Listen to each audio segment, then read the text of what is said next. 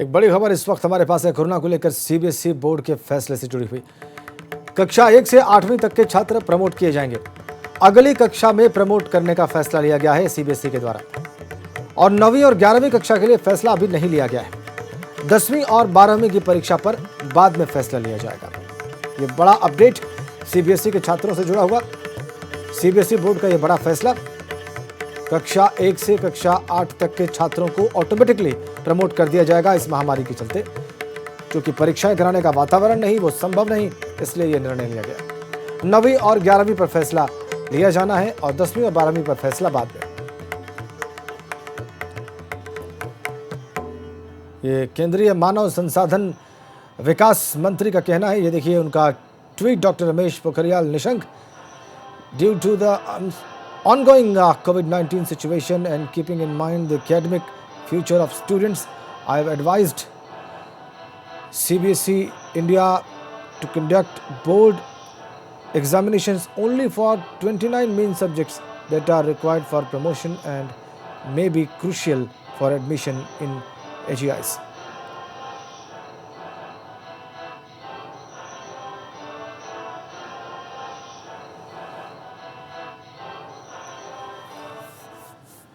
आगे बढ़ते हैं। दिल्ली के निजामुद्दीन में तबलीगी मरकज़ में उत्तराखंड से भी कई लोग शामिल हुए थे।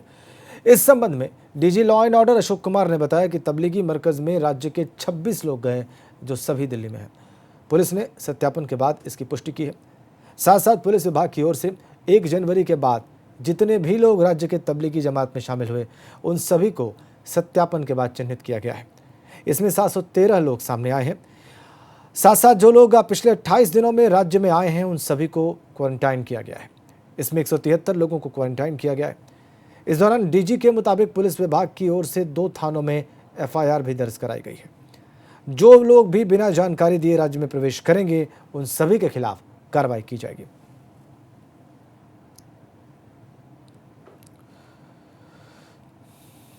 याद बरतते हुए 1 जनवरी से जितने भी लोग तबलीगी जमातों में प्रदेश से बाहर गए हैं और जितने बाहर से वापस आए हैं, उन सब का डाटा इकट्ठा किया। तो ऐसे 713 लोग चिन्हित हैं। उनका हम घर घर जाके सत्यापन कर रहे हैं। कौन आया, कब आया, कहाँ रह रहा है, पूरा हमने काम हमारा चालू है। अभी तक हमने 173 लोगों को क्वारंटीन कर दिया जी। और जो लोग अभी हाल में आ रहे हैं, श्रीनगर में 29 तारीख को आए 5 लोग बाहर से बिना बताए, तो उनको हमने उन पे एफआईआर भी की है। वर्तमान स्थिति को देखते हुए नगर निगम देहरादून द्वारा साफ सफाई को लेकर लगातार काम किया जा रहा है। अब निगम द्वारा सभी 100 वार्ड्स को सैनिटाइज करने का काम शुरू कर दिया गया है। निगम की अलग अलग गाड़ियां शहर को सैनिटाइज कर रही हैं। सड़कों को गाड़ियों के जरिए तमाम सड़कों को सैनिटाइज किया जा रहा है। देखिए आप तस्वीरें देहरादून की। नगर निगम की गाड़ियां लगातार इस काम में लगी हुई हैं।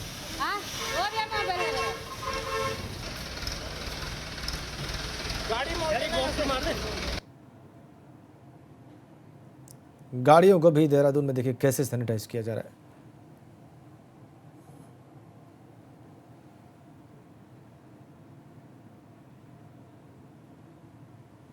इस तरह से सैनिटाइजेशन का काम जारी है देहरादून में। नगर निगम के कर्मचारी, उनकी गाड़ियां लगातार इस काम में जुटे हुए हैं।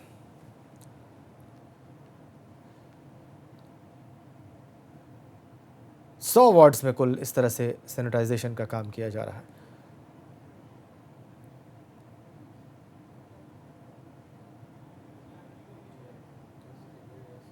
बाईस तारीख को हमने किया था। उस दिन हमने 1,35,000 लीटर का छिड़काव किया था। और इसी तरीके से आज भी जो है हमारी 25 गाड़ियाँ बड़ी गाड़ियाँ हैं और छोटी को मिला के भी जो है आज लाखों लीटर जो है हम सैनिटाइज का छिड़काव करेंगे। और ये 3 दिन हमने ये चलना है कार्यक्रम। आज कुछ वार्ड आज हो जाएंगे, कुछ कल होंगे, कुछ परसों हो जाएंगे। इनमें 25 हमारी करीब 3,500 हज़ार लीटर की कैपेसिटी की 25 हमारे वो ट्रॉलियाँ लगी हुई हैं। और साथ ही जो हाथ से छिड़काव करने वाले हर वार्ड में 5-5 लोग दिए गए हैं। इसके अलावा जो मोटर से चलने वाली मशीनें होती हैं वो भी लगाई गई हैं। इसमें सबसे इम्पोर्टेंट ये है कि हम लोगों ने क्षेत्रीय पार्षदों के हैंडओवर कर दिया है, हमारी पूरी टीम है।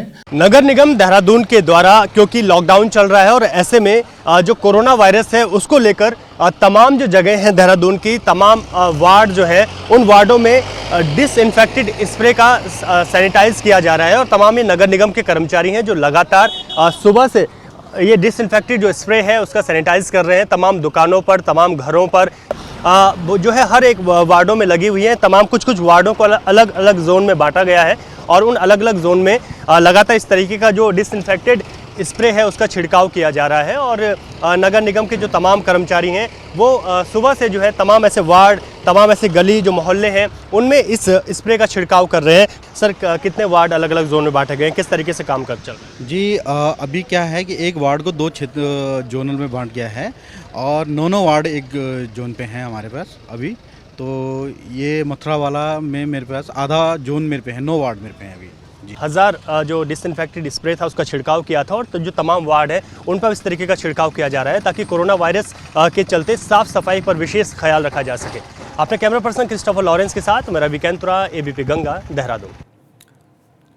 और टिहरी जिले में भी जमात से 9 लोग वापस लौटे हैं। जमात से आए लोगों की जानकारी मिलते ही टिहरी का जिला प्रशासन हरकत में आ गया। जिला प्रशासन के आदेश पर नई टिहरी नगर पालिका के द्वारा नई टिहरी क्षेत्र की 3 मस्जिदों को सैनिटाइज किया जा रहा है। बाहर से वापस लौटे लोगों के घरों को भी सैनिटाइज किया जा रहा है और जिला प्रशासन ने उन्हें होम आइसोलेशन में रखने के लिए निर्देश भी दे दिया है। उनके घरों के बाहर जागरूकता के लिए पोस्टर लगाए गए हैं कि यहाँ पर कोरोना वायरस के संदिग्ध मरीज हैं, जिससे कि लोग उनके घरों से दूर रहें। नई टिहरी का मामला, हरकत में टिहरी प्रशासन।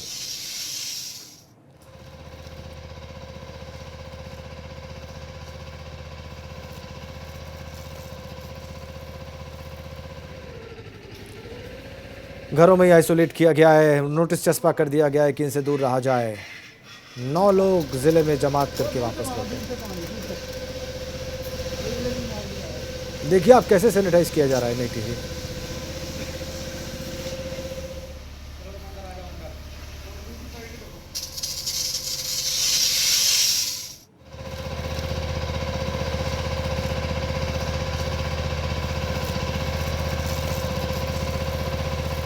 में जो है हम पूरे शहर में जो दवा का छिड़काव कर रहे हैं। इसमें जो है हमारे फायर ब्रिगेड के जो जवान हैं वो भी इसमें हमारी पूर्ण मदद कर रहे हैं और हमारे इनका जो वाहन है उसमें हमारे द्वारा उसमें जो है दवा डाली गई है। साथ ही जो हमारे शहर के अंदर जो 2 बड़ी मस्जिदें हैं वहाँ पे भी जो है हमारे द्वारा छिड़काव किया जा रहा है।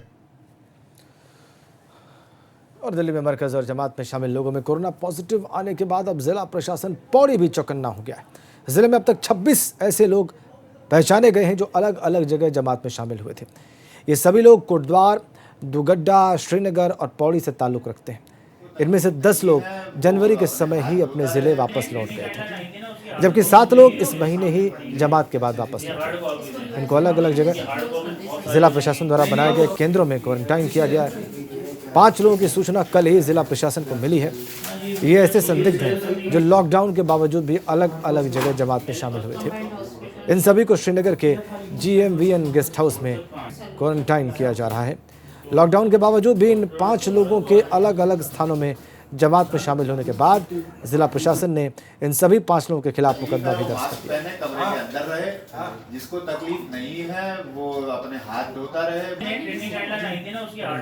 कोटद्वार में एक ग्रुप ऐसा है जिसमें 26 लोग हैं, जिसमें 10 लोग 25 तारीख को आए थे और 16 लोग आपके 14 मार्च को आए थे। फिर भी एहतियात के तौर पे हम लोगों ने उनको, जो कोडियाला हमारा गेस्ट हाउस है ADB का, तो वहाँ पे इनको क्वारंटाइन किया है।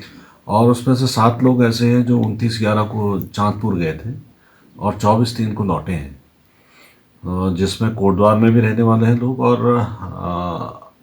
दुगड्डा क्षेत्र के 5 लोग हैं। तो उन लोग को हम लोगों ने, और जो हमारा आयुर्वेदिक गेस्ट हाउस है तो वहाँ पे इनको आइसोलेशन में रखा है।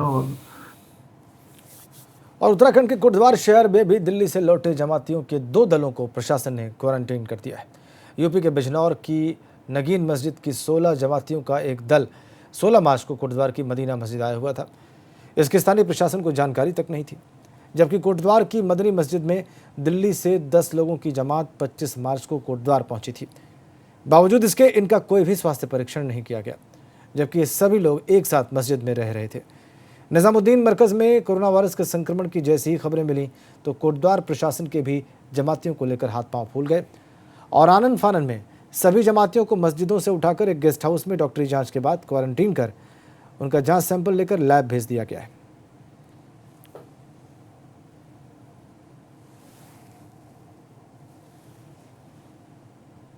देखिए, जो अभी तक हमें जिला प्रशासन को प्राप्त सूचना है उसके अंतर्गत अभी कोटद्वार में दिनांक 14 मार्च को जनपद बिजनौर से एक 16 सदस्यीय जमात का जो दल है एक वो, और दिनांक 25 फरवरी को दिल्ली से एक 10 सदस्यीय जो जमात का दल है वो, ये दोनों मदीना मस्जिद में और मदनी मस्जिद में कोटद्वार में ये आए हुए हैं और इनका चिकित्सकीय परीक्षण किया जा चुका है। लेकिन इनको अतिरिक्त एहतियात के तौर पे वर्तमान में जो कौड़िया स्थित हमारा पर्यटक आवास गृह है इनको वहाँ पे क्वारंटीन रखा गया है। जो हमारा कोविड हॉस्पिटल घोषित किया गया है बेस हॉस्पिटल कोटद्वार, इसके जो कोविड एक्सपर्ट हैं उनसे इनका दोबारा एक मेडिकल परीक्षण किया जा रहा है और इसके बाद जैसा जो मेडिकल प्रोटोकॉल है उसके अकॉर्डिंग इस पर फिर कार्रवाई की जाएगी।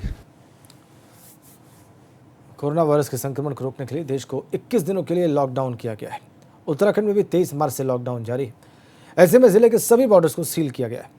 रुद्रपुर कोतवाली पुलिस द्वारा बॉर्डर पार करके रह रहे लोगों को, जो बॉर्डर पार कर जा रहे हैं, उनको 14 दिनों तक क्वारंटाइन किया जा रहा है। और आज कोतवाली पुलिस को सूचना मिली कि कुछ लोग रेलवे पटरी होते हुए जिले में प्रवेश कर गए। सभी लोग जमात से वापस हल्द्वानी लौट रहे हैं। इसके बाद कोतवाली पुलिस ने घेराबंदी करते हुए 9 लोगों को रुद्रपुर रेलवे स्टेशन के पास रोक लिया, जबकि और 4 लोगों को सिडकुल के पास हिरासत में लिया गया। इसके बाद सभी का स्वास्थ्य परीक्षण के बाद उन्हें पंतनगर कृषि विश्वविद्यालय में बनाए गए क्वारंटाइन सेंटर में क्वारंटाइन किया गया है।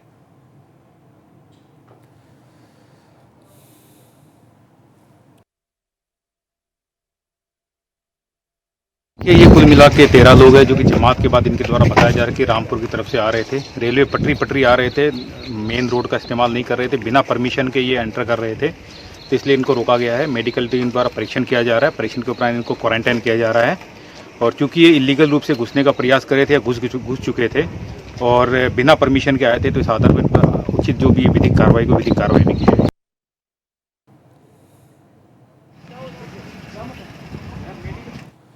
उत्तराखंड में कोरोना वायरस का असर देखा जा रहा है। इसके चलते पूरे प्रदेश में 14 अप्रैल तक लॉकडाउन किया गया है। एक और शासन और सरकार की ओर से तमाम कोरोना वायरस से बचने के लिए एडवाइजरी जारी है। ऐसे में भारतीय क्रिकेट बोर्ड (बीसीसीआई) के उपाध्यक्ष महिम वर्मा भी सरकार के एडवाइजरी को फॉलो करने की लोगों से अपील कर रहे हैं। महिम वर्मा ने बताया कि पूरे प्रदेश में लॉकडाउन है सरकार के माध्यम से, लेकिन लोग पालन नहीं कर रहे हैं और ऐसे में लोगों को सरकार की ओर से जारी एडवाइजरी का पालन करना चाहिए।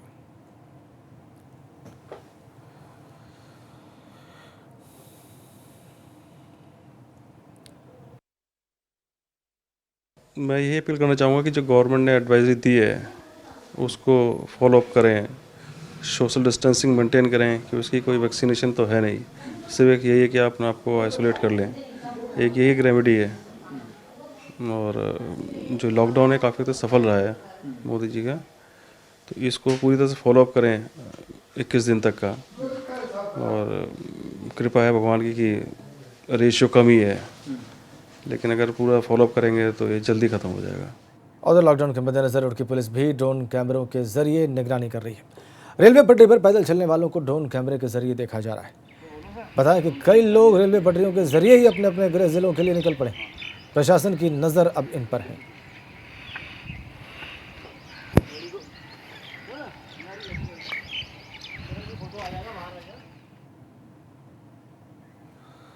और पुलिस प्रशासन की सख्ती के बावजूद भी अल्मोड़ा में लोग लॉकडाउन का उल्लंघन कर रहे हैं।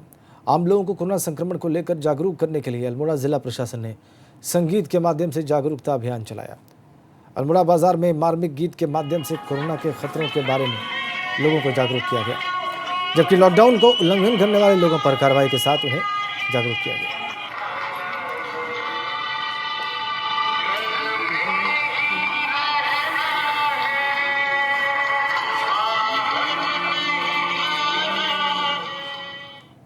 लॉकडाउन के बाद फ्लोडी जनपद में अब तक 11,118 प्रवासी लोग आए हैं। इनमें से 71 ऐसे प्रवासी लोग हैं जो विदेशों से इस वक्त ज़िलों में दाखिल हुए। ज़िले में इन प्रवासियों की तादाद को देखते हुए ज़िला कोरोना प्रभारी मंत्री हरक सिंह रावत ने जिले के आला अधिकारियों के साथ बैठक की। उन्हें कोरोना से निपटने के लिए ज़रूरी निर्देश दिए और कोरोना संदिग्धों के साथ ही जिले के हालात की जानकारी भी ली। उन्हें बताया कि सभी प्रवासी और जो लोग विदेश से आए हैं सभी पर ग्राम प्रधानों, आशाओं, खंड विकास अधिकारियों, उप जिलाधिकारी के साथ जिलाधिकारी द्वारा कड़ी निगाह रखी जाए। इसकी जिम्मेदारी है। द्वारिकाल को लेकर बात हो रही है, लेकिन जो नॉर्मल ओपीडी है, किसी को पेट में दर्द है, कुछ छोटे मोटे बीमारियां हो जाएंगे, जहां भी हमारी 108 या जो एम्बुलेंस जहां भी जिन्होंने रखना है वह कोरोना वायरस संक्रमण के चलते ही सही आखिर अब मुद्दतों बाद धर्मनगरी हरिद्वार को एक मेडिकल कॉलेज के साथ 500 बेड के हॉस्पिटल की सौगात मिली। इस मेडिकल कॉलेज के निर्माण के लिए हरिद्वार में अधिकारियों ने इसकी रूपरेखा तय करनी शुरू कर दी। इसी क्रम में हरिद्वार जिलाधिकारी सी रविशंकर ने CBRI के डायरेक्टर के साथ स्वास्थ्य विभाग, नगर निगम, PWD और अन्य संबंधित विभाग अधिकारियों के साथ बैठक की और उचित दिशा निर्देश दिए।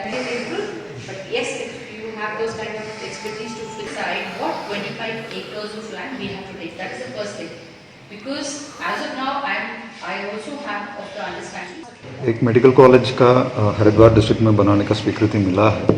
इस संबंध में जो है बहुत शॉर्ट टाइम पे कोविड का दृष्टिगत भी हमें इसको 500 बेड हॉस्पिटल को पहला कंपोनेंट के रूप में उसको डेवलप करने का चैलेंज है। तो इस संबंध में अभी एक टेक्निकल एडवाइजरी कमेटी गठन किया जा रहा है, जिसमें CBRI, IIT रुड़की उसमें मेंबर्स रहेंगे और पूरा हमें हैंड होल्ड करके ये पूरा प्रोजेक्ट को करने में सहयोग करेंगे। अप्रैल शुरू हो गया है, लेकिन पहाड़ों में इस बार बर्फबारी थमती दिखाई नहीं दे रही। बद्रीनाथ पहले ही ज़बरदस्त बर्फ के आगोश में है और बद्रीनाथ में अक्टूबर 2019 से बर्फबारी का दौर जारी। अप्रैल में भी वहां पर ज़बरदस्त बर्फबारी दिखाई दी। बर्फबारी के चलते जहां बर्फीली हवाओं का सितम जारी है, बर्फबारी शुरू होने के साथ साथ तापमान में भी ज़बरदस्त गिरावट आई है। शून्य के नीचे चला गया है तापमान। यहाँ पर निचली जगहों पर बर्फीली हवा सर्दी का सितम और परेशानी बढ़ा रही है।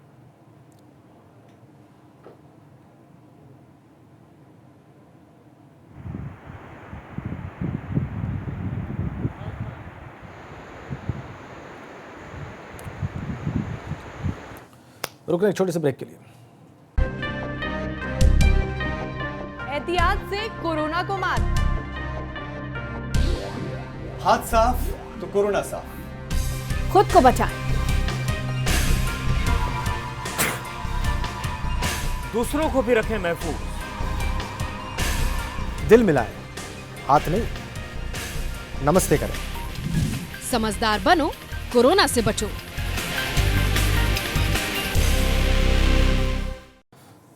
और कोरोना लॉकडाउन के बाद रोज़ कमाने खाने वाले मजदूरों पर बहुत असर पड़ा है। उत्तराखंड का टिहरी ज़िला भी इससे अछूता नहीं है। ज़िले में दिहाड़ी मजदूरी करने वाले लोगों पर 2 जून की रोटी का संकट खड़ा हो गया है और ऐसे ही मजदूरों की मदद के लिए इन दिनों टिहरी में कई कोरोना वॉरियर्स भी खड़े हो गए। उनके भरपेट खाने के लिए कुछ लोग ज़रूरी राशन सामग्री बांट रहे हैं। कुछ वॉरियर्स तो दिन और रात उन्हें भोजन करा रहे हैं।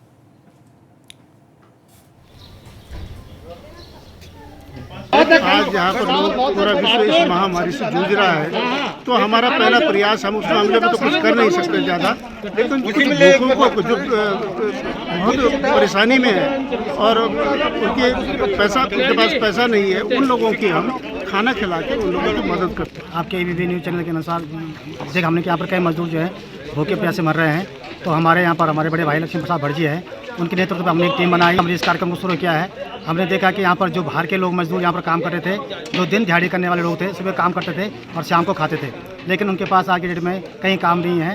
लॉकडाउन की वजह से वो बड़े परेशान थे, उस वजह से हमने भोजन का कार्यक्रम शुरू किया है। उधर पिथौरागढ़ के सीमांत इलाकों में 800 से ज़्यादा नेपाली मजदूर लॉकडाउन की वजह से अपने देश नहीं जा पा रहे। प्रशासन ने सभी मजदूरों को धारचूला, जौलजीबी, बुलवाकोट के पास ही रुकवा दिया है। नेपाल सरकार ने भी 14 अप्रैल को नेपाल का सबसे बड़ा धार्मिक त्यौहार विश्वपति को निरस्त कर दिया है।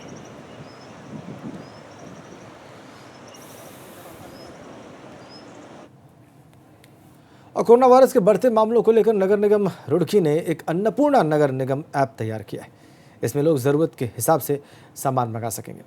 नगर निगम ने 40 वार्ड्स को 6 जोन्स में बांटा है और 52 दुकानदारों को होम डिलीवरी की जिम्मेदारी दी है, जिससे लोगों में सोशल डिस्टेंस बना रहे। इसीलिए इस ऐप को तैयार किया गया है। सहायक नगर आयुक्त ने चंद्रकांत भट्ट ने कहा कि ऐप में सभी दुकानदारों के नंबर दिए गए हैं, उस पर फ़ोन करके मंगवा सकते हैं, लेकिन बेवजह से दुकानदार को परेशान न किया जाए।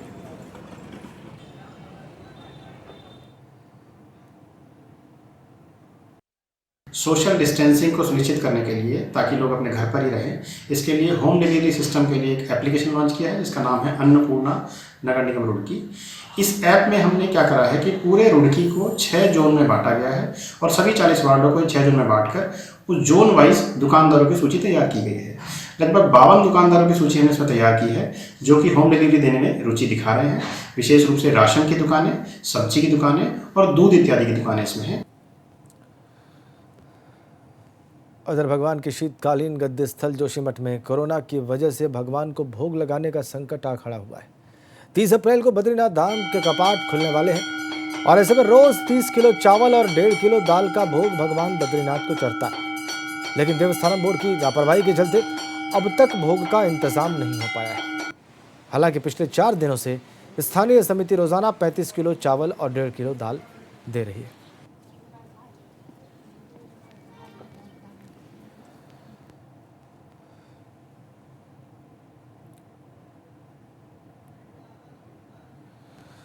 पूरे देश में इस वक्त लॉकडाउन चल रहा है, लोग घरों में कैद हैं। ऐसे में एबीपी गंगा आप लोगों का घर बैठे ही मनोरंजन भी करवा रहा है, आपको फिल्म और संगीत से जुड़ी तमाम हस्तियों से मिलवा रहा है।